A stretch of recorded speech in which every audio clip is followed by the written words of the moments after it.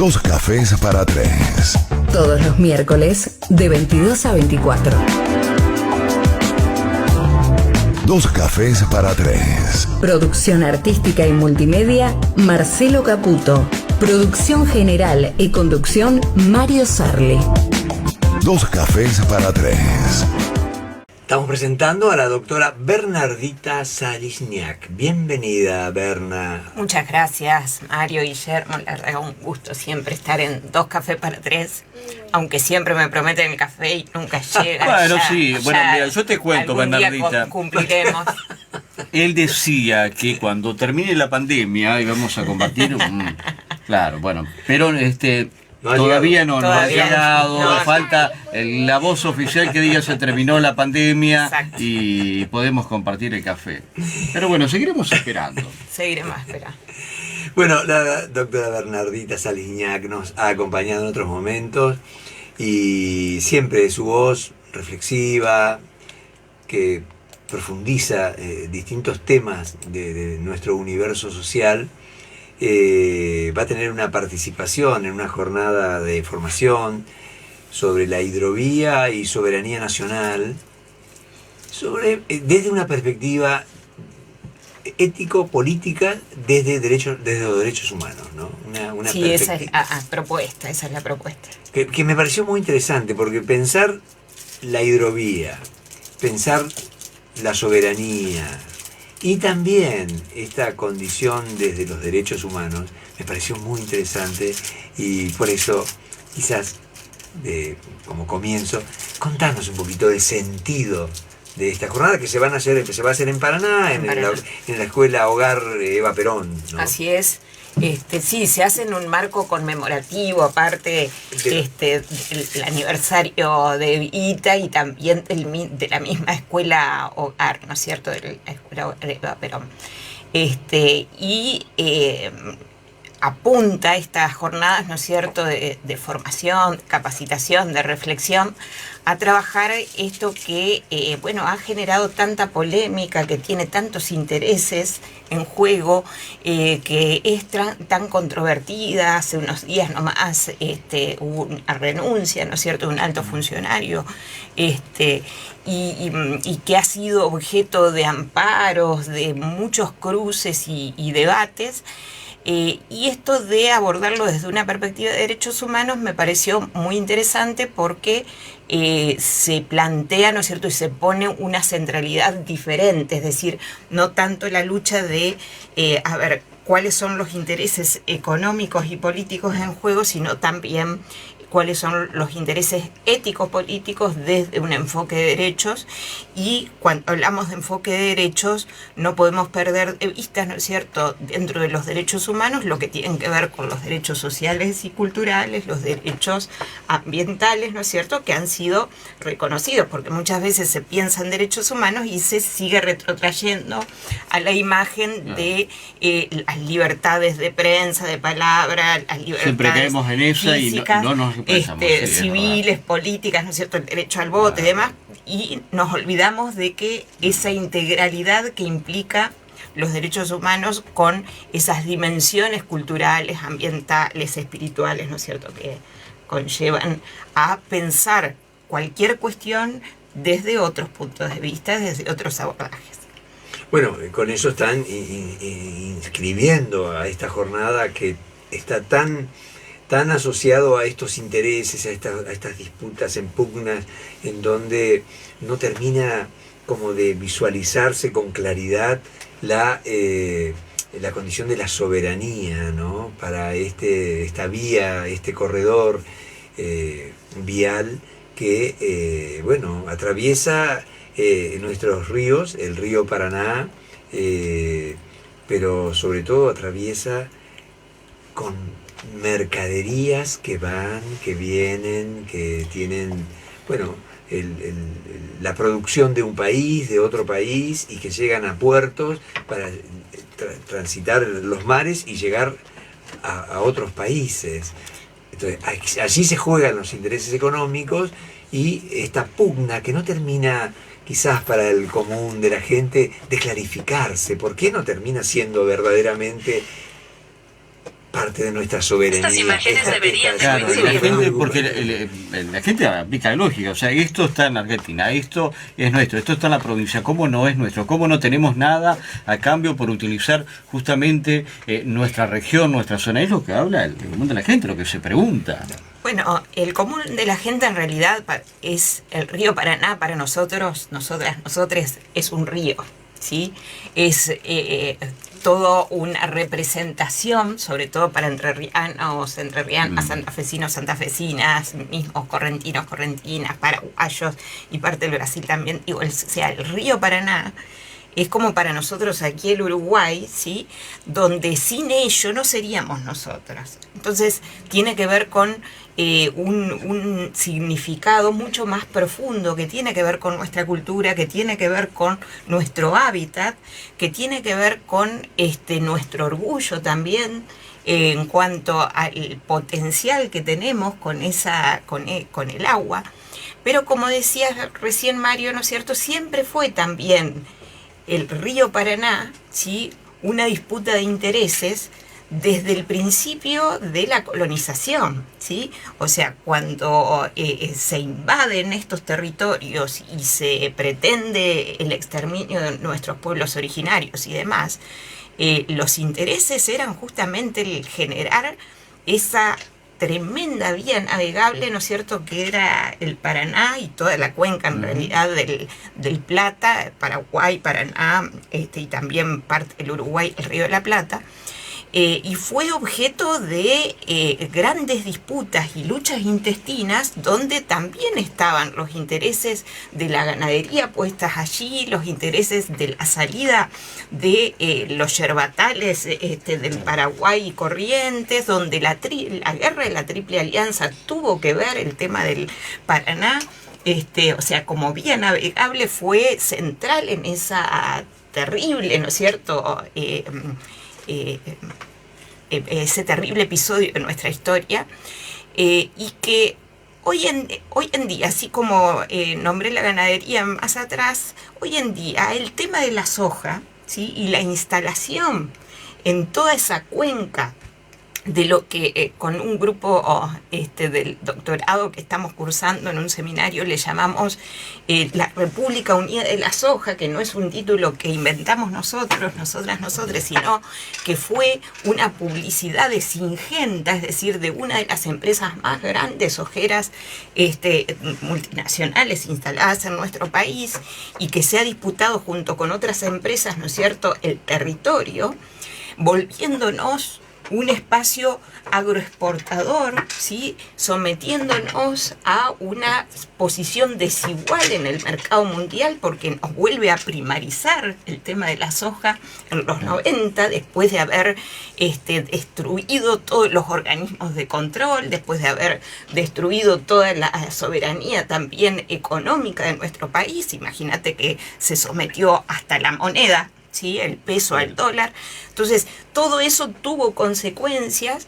El conflicto del campo, no me puedo dejar de mencionar, ¿no es cierto?, tuvo que ver con todo aquello, ¿no es cierto?, allá por el 2007, 2008, que se profundizó ese levantamiento del campo, supuestamente, ¿no es cierto?, contra una decisión que lo que hizo fue intentar cortarle las uñas, ¿no es cierto?, a la rapacidad de las enormes ganancias que estaban teniendo en ese momento, tal como está ocurriendo en este momento también, con las retenciones.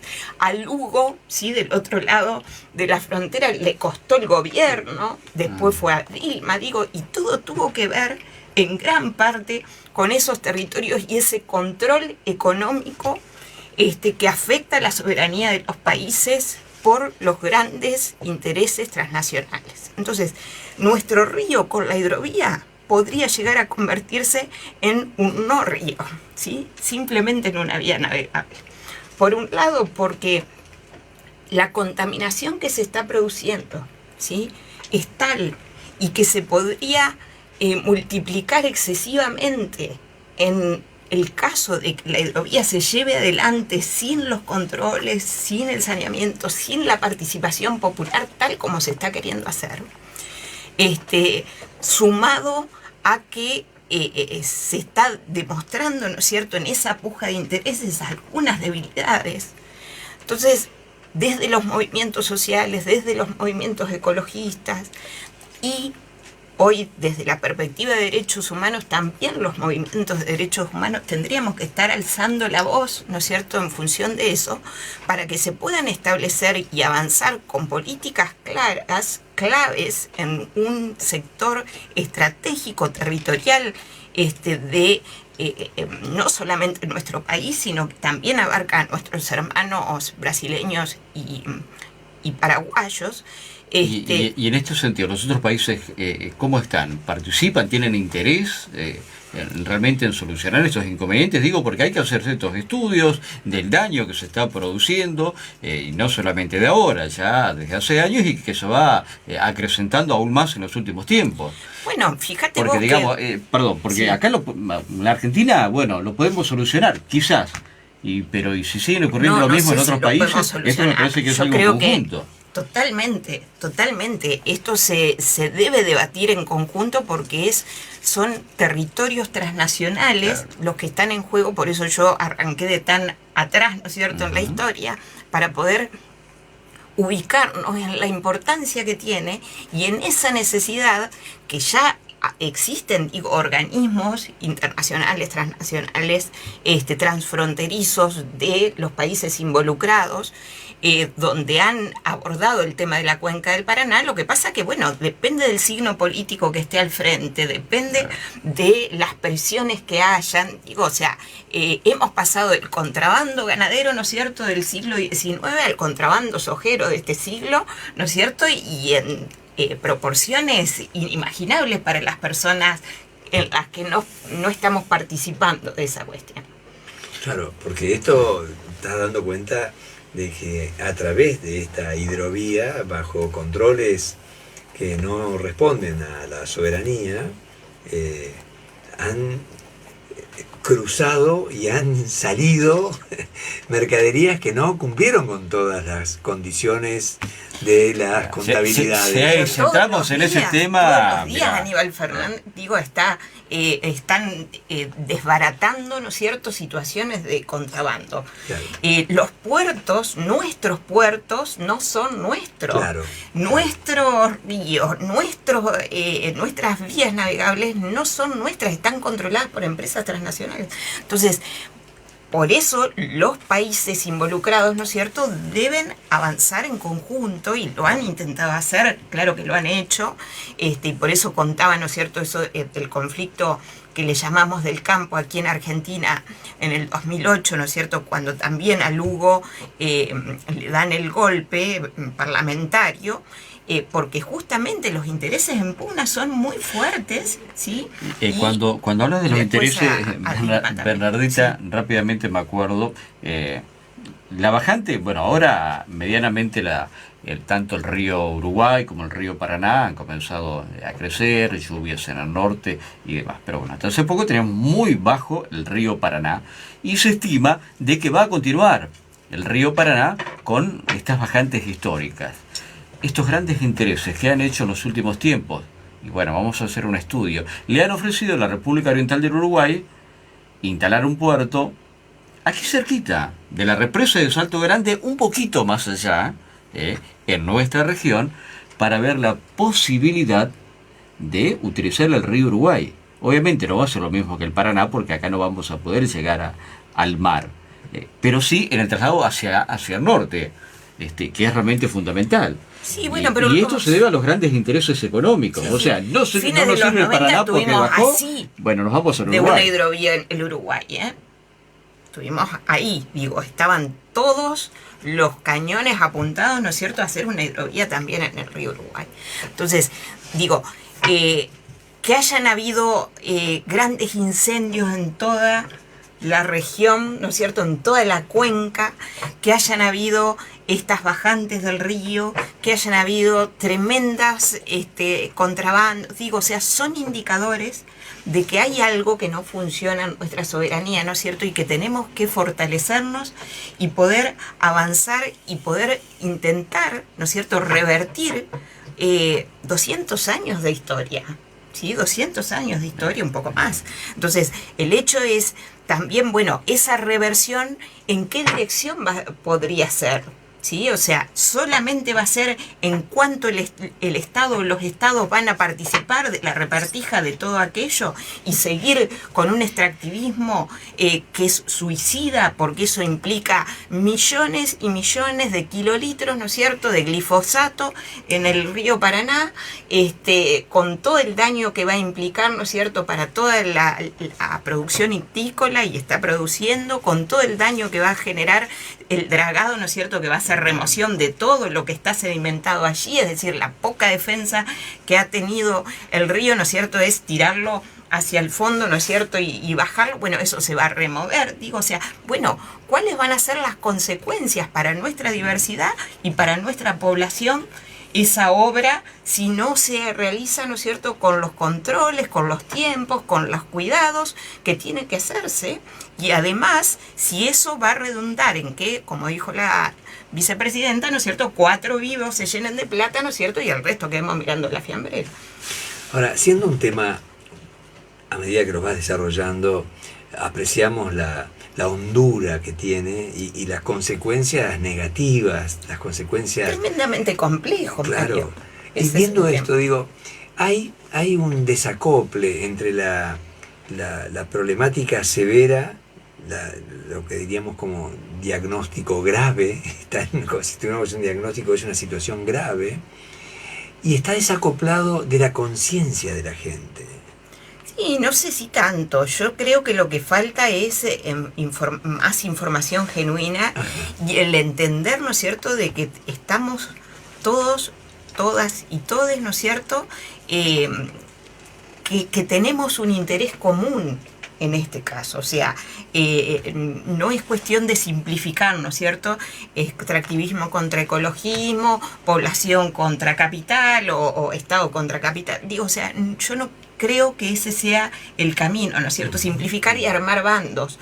El hecho es el poder comprender la complejidad, ¿no es cierto?, de todas nuestras problemáticas que son comunes a todas, todos y todes, ciudadanas, ciudadanos, ciudadanes, y que tenemos que participar, ¿no es cierto?, activamente. O sea, lo que está pasando con la hidrovía es que no se está generando la suficiente participación democrática por que un se lado, necesita. lo que ustedes están intentando es fomentar esto, justamente tratar de incentivar a la gente para digo, que... no voy a hablar por mis compañeros de panel y compañeras que no sé qué van a decir, pero a mí me invitaron, yo voy con mi postura. Bien.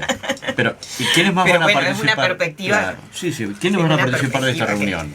Bueno, por ejemplo, Cines, que es fiscal de Estado, participa también Blanquita Osuna, participa del Frade, que es del otro lado, es actual legislador, periodista, que ha tenido una posición muy activa con el tema del río Paraná, de la hidrovía, de todo lo que está sucediendo.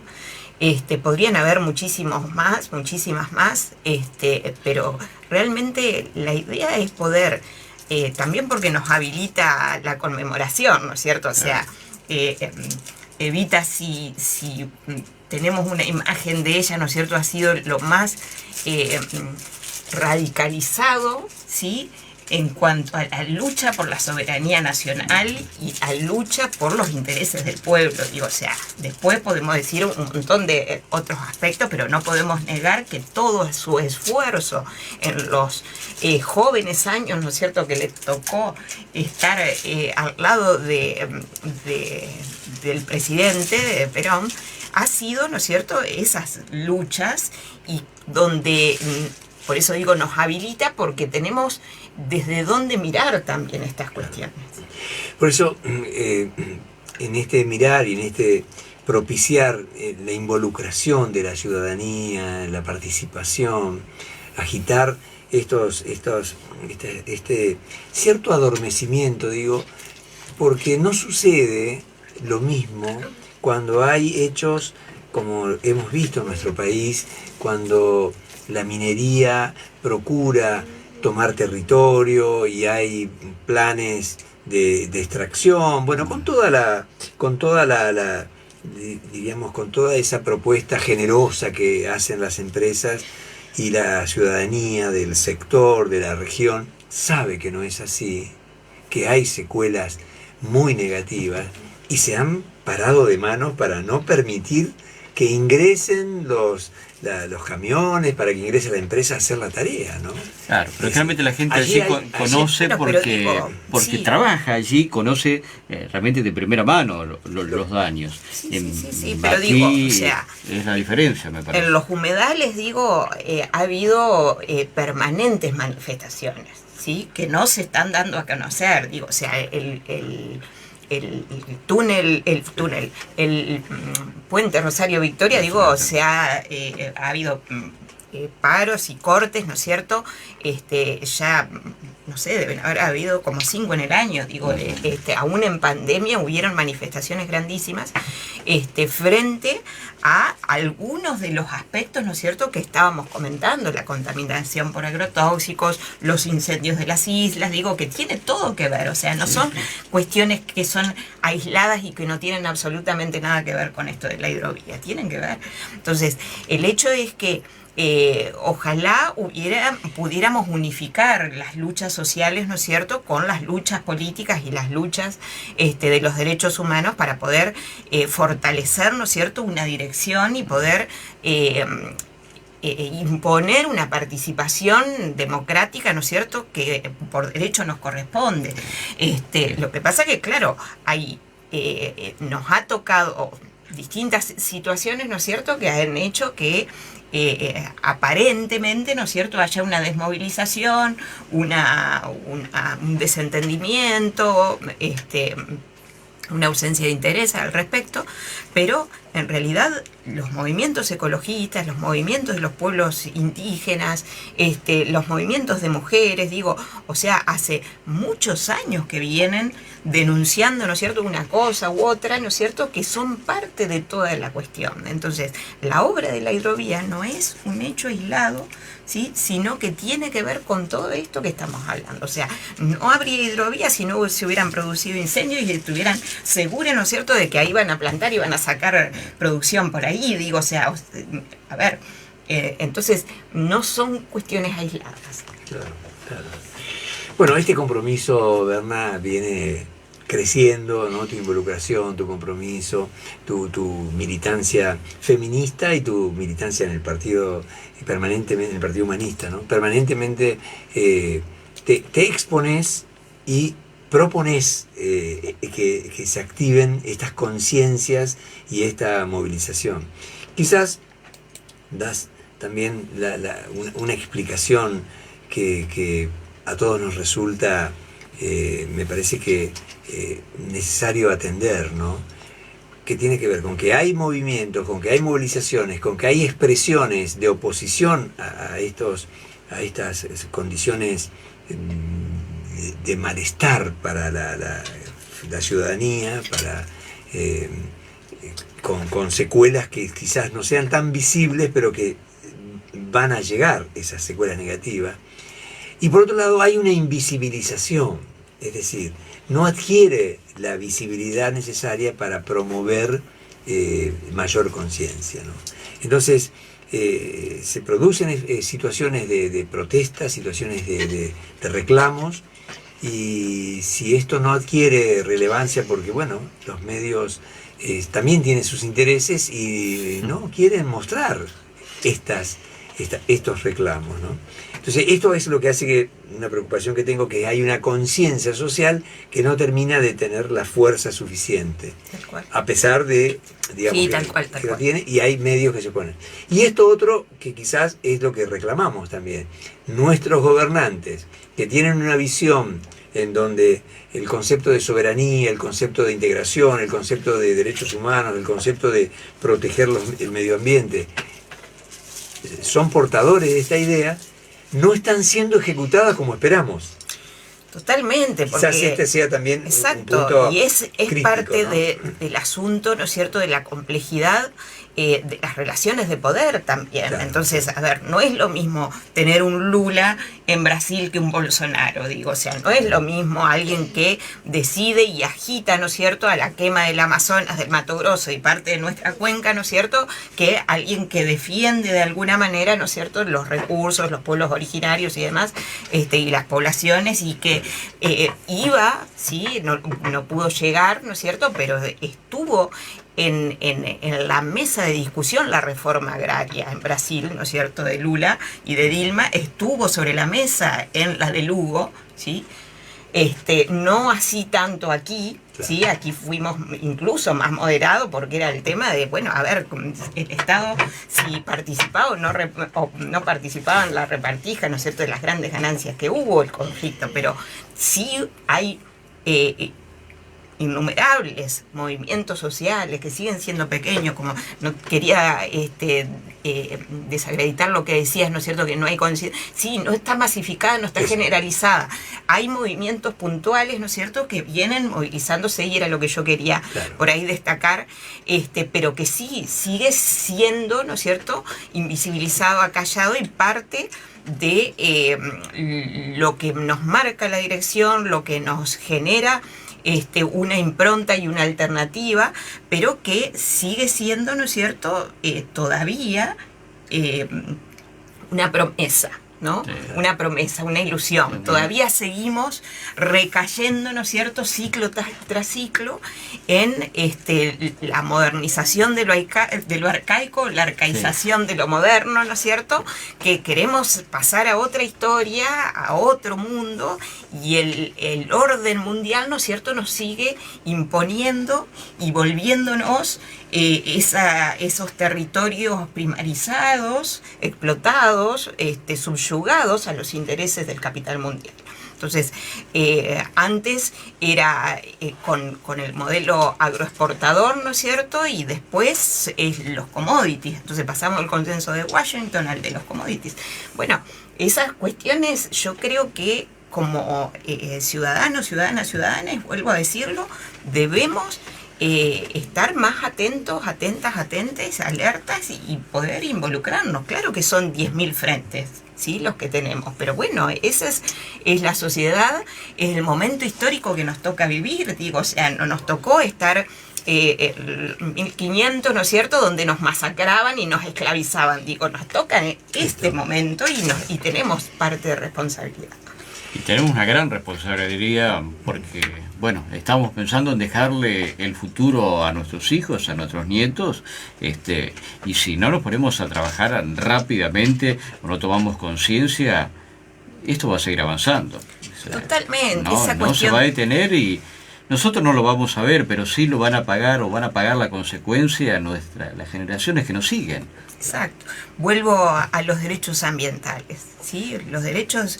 no es solamente a cuidar las plantitas, ¿no es cierto?, a reciclar, como hacen muy bien las nuevas generaciones, que aquí me acompaña una ferviente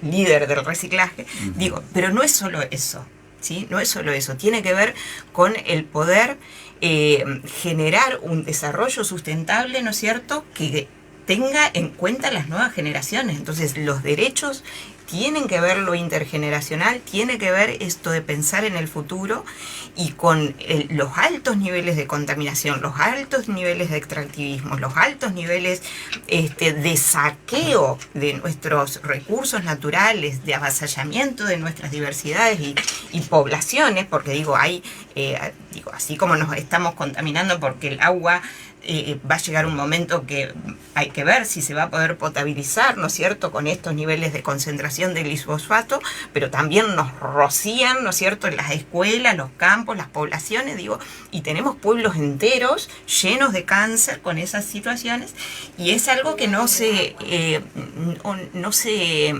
toman medidas, ¿no es cierto?, que fuertemente vayan en dirección de transformarlo y de revertirlo. Entonces, también los derechos ambientales plantean la reparación del daño que tampoco se están construyendo. También plantean la cuestión de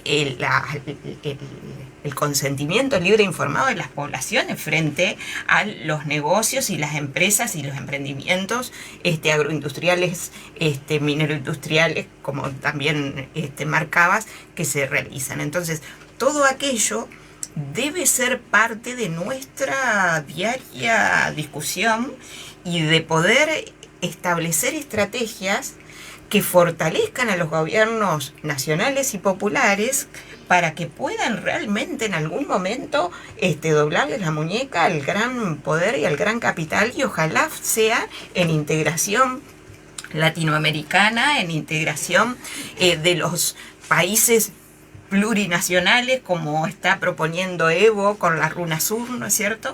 Que podamos avanzar hacia otra conciencia y otro tipo de construcción de lo que es el futuro, de lo que tiene que ser la nación humana universal, de lo que tiene que ser la posibilidad de futuro de la humanidad, porque a ver, el cambio climático, las distintas consecuencias del extractivismo, de la contaminación, de la irresponsabilidad, de las quemas masivas y demás, digo, o sea, no son no son inocuas, no son eventuales. A ver, tuvimos una pandemia en todo el mundo y no aprendemos, ¿sí? O sea, en plena pandemia, donde nos mostraban románticamente, ¿no es cierto?, los videitos que los ciervitos y los orinitos y demás estaban tomando las carreteras y qué sé yo, mientras nos quemaban montes nativos enteros. Digo, o sea, es una brutalidad de tal envergadura que realmente no podemos ser inocentes, ni ingenuas frente a esta situación.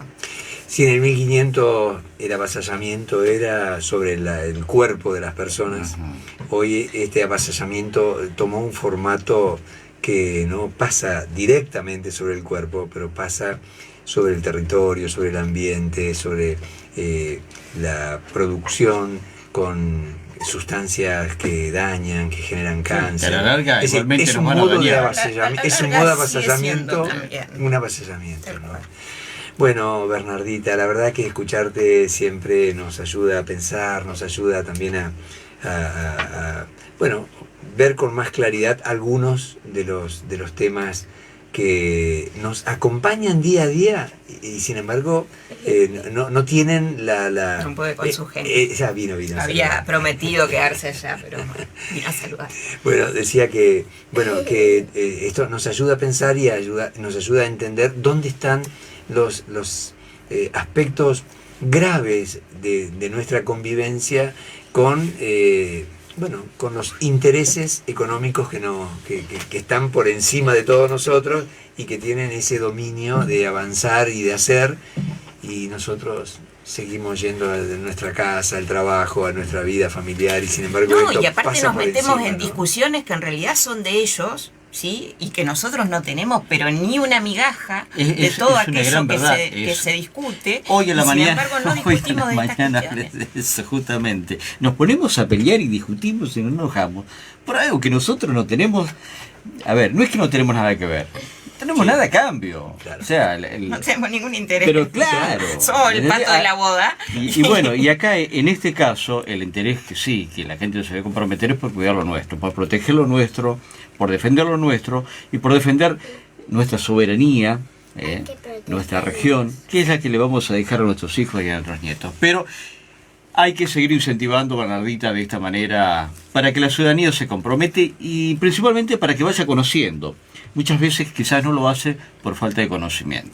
Sí, totalmente, por eso es re importante que en programas como este lo podamos conversar, lo podamos reflexionar, que se sigan haciendo paneles como este que se va a hacer en la Escuela Aravita, y que podamos tener espacios de discusión, espacios de participación, que se pueda democratizar todas estas problemáticas que son tan caras a todos, todas y todos. Gracias, Bernardita, por estar en 2 Cafés para 3. Gracias a ustedes. Bueno, aquí dejan un saludo, Berna, una gran persona, comprometida con las causas sociales, los derechos humanos, dice Isabel. Ay, gracias, Isabel. A través de las redes sociales. Bueno, un verdadero placer. Sí, un gusto compartir esta noche.